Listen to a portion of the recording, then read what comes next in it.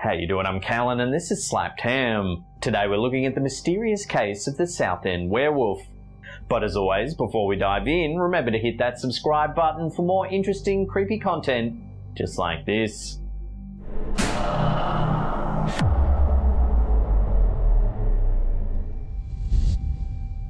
Throughout the course of human history, every civilization has had its own supernatural monsters that haunt our collective dreams. Vampires, werewolves, and zombies are only a few examples of the terrifying creatures that seem to lie somewhere between fact and fiction. While there are usually few documented cases to give such stories authenticity, there are rare examples that make even the most ardent skeptics question their beliefs. One example is the Southend Werewolf.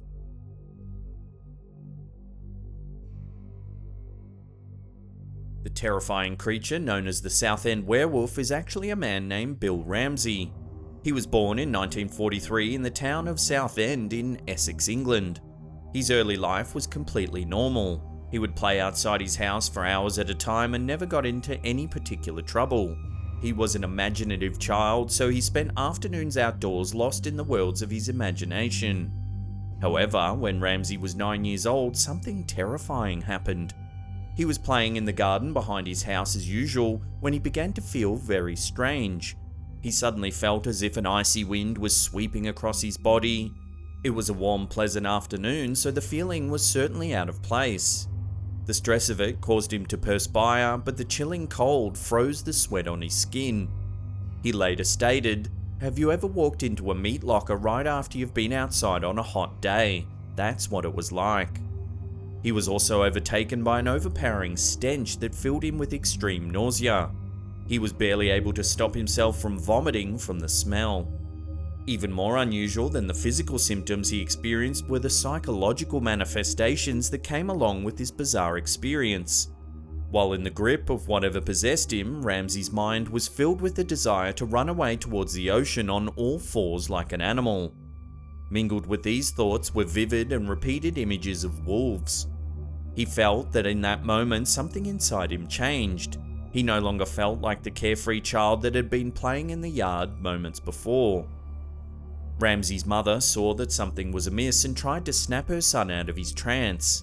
However, this only made matters worse. When the troubling images of wolves vanished from his mind, they were replaced with feelings of extreme and violent rage and hatred. Much to his mother's horror, the adrenaline from this rage filled Ramsey with an almost supernatural strength. He began tearing fence posts out of the ground and swinging them like a club. His parents tried to take the post away but were unable to pry it from his grip. While reluctant to leave their young son alone while suffering from this episode, Ramsey's behaviour soon frightened his parents into fleeing towards the house, when he began to growl and snarl as he placed the metal wire of the fence in his mouth and began gnawing on it like an animal. Ramsey eventually calmed down, and his parents fearfully let him inside of the house. They tended to the bleeding wounds on his lips and in his mouth left by his attempts to tear at the fence with his teeth. Ramsey's parents didn't know what had possessed their son, but they firmly instructed him that none of them should ever discuss it again. For the next 15 years of Bill Ramsey's life, the fit that gripped him in his backyard was nothing but a terrifying memory. He grew up, married his lovely wife, and had 3 beautiful children. According to family and friends, Ramsey was a wonderful father who doted on his children. He worked as a carpenter and led an entirely conventional life for numerous years. However, shortly after Ramsey married his wife, he was plagued by terrifying nightmares. He would see himself chasing after his wife. The dreams would always end with her turning to look at him, her face twisted into an expression of terror. Ramsey would awaken from his dreams in a cold sweat, filled with deep feelings of dread. On some nights when he awoke from these dreams, he was certain that he could hear the panting of a wild animal coming from somewhere inside the room. However, he soon realized that the animalistic noises were coming from his own throat. In 1967, 2 years after his wedding, the dreams suddenly stopped. Ramsey went on to be the caring father that his family and friends knew and loved.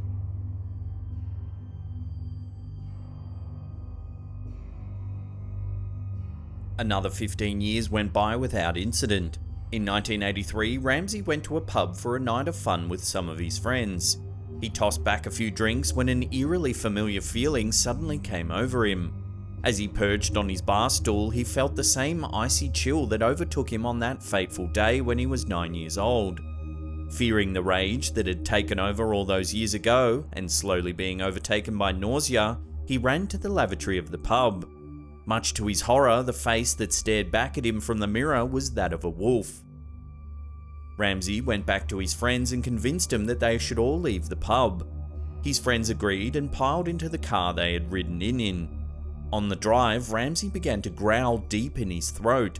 His friends watched in terror and confusion as Ramsey twisted his hands into the shape of claws. With no warning, he leapt at his fellow passengers and attempted to claw and bite them. The driver quickly pulled over and attempted to pull Bill from the car. The supernatural strength he seemed to possess in his frenzy made any attempts to restrain him impossible. After a few minutes, the rage ebbed and Ramsey's friends were able to remove him from the car. He later stated that he couldn't remember anything that happened in the car that night. Ramsey tried to forget about the incident until 18 months later, when he began to experience chest pains and broke out into a cold sweat. He checked himself into the local emergency room, believing that he was having a heart attack. It was only when he was laying in a gurney undergoing an examination that he began to recognize his symptoms as the same icy chill that had plagued him previously. While a nurse was examining his blood pressure, he suddenly turned to her and sunk his teeth into the flesh of her arm. He began running through the hospital with a hunched back, hands curled into claws, and his teeth bared as he growled and snarled. Several people tried to restrain him but were easily knocked down by his bizarre strength. Even when a police officer managed to put handcuffs on Ramsey, he continued his rampage. Eventually, with the help of several staff members, he was sedated. When he awoke from the sedation, he was back to normal and checked himself out of the hospital against his doctor's advice. He couldn't remember anything about the incident. A mere 2 months later, Ramsey returned to the same hospital after experiencing the icy chill that prefaced his earlier attacks. By now, the story of the Southend Werewolf had made its way around the hospital, and the nurse on staff was understandably terrified of Ramsey. Her fears were justified as he soon leapt at her and an orderly. Luckily, a group of police officers entered the hospital and were able to restrain him. However, one officer was so badly injured that he remained in the hospital for 4 days. Ramsey was released from jail when he returned to normal, unable to once again recall the details of the event. In 1987, the Southend Werewolf returned to the police station.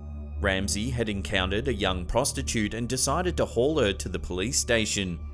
While they were driving, the terrified girl watched as he transformed and began snarling and growling at her. She jumped from the car and ran for the police station. An enraged Ramsey followed her. When a large, burly police officer touched Ramsey's arm in an attempt to calm him down, the werewolf snapped. He tackled the man and nearly choked him to death. He yelled, "The devil's in me, I'm going to kill you." It took 6 officers to sedate him. This incident landed Ramsey in a hospital where 10 days of tests were unable to determine the cause of his bizarre condition.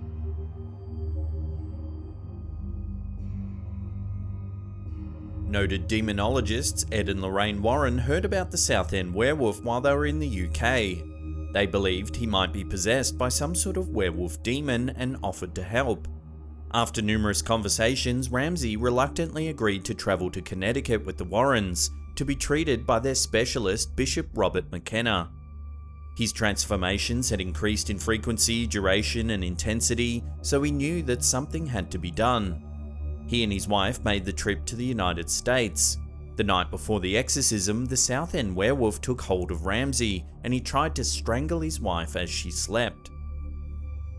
The first 30 minutes of the exorcism were uneventful. Then, Ramsey suddenly took on the characteristics of the werewolf. His hands curled into talons and he began snarling and growling at the bishop. The bishop commanded the demon to leave. For a moment, Ramsey displayed a rage even more powerful than he had ever shown before. Then, it suddenly stopped.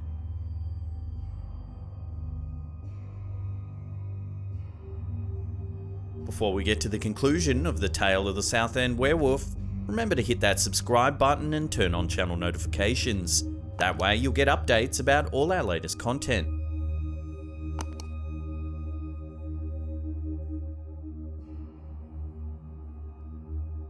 In 1992, Bill Ramsey made his last public appearance, stating that he had had no more incidents since the Exorcism. There have been no incidents recorded that match the descriptions of his attacks in years since then, so many believe that the Southend Werewolf was successfully banished by the Warrens' exorcism.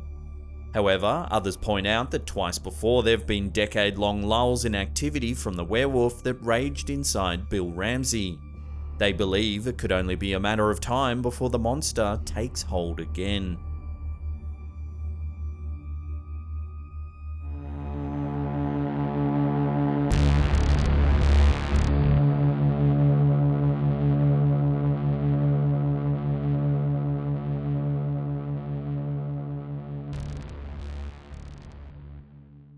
If you want to see more paranormal mysteries just like this one, then check out that video on the top there. Otherwise, there's a scary playlist right there. Leave us a comment down below or hit that thumbs up button. And that's it for me. I'll see you all next time. Peace!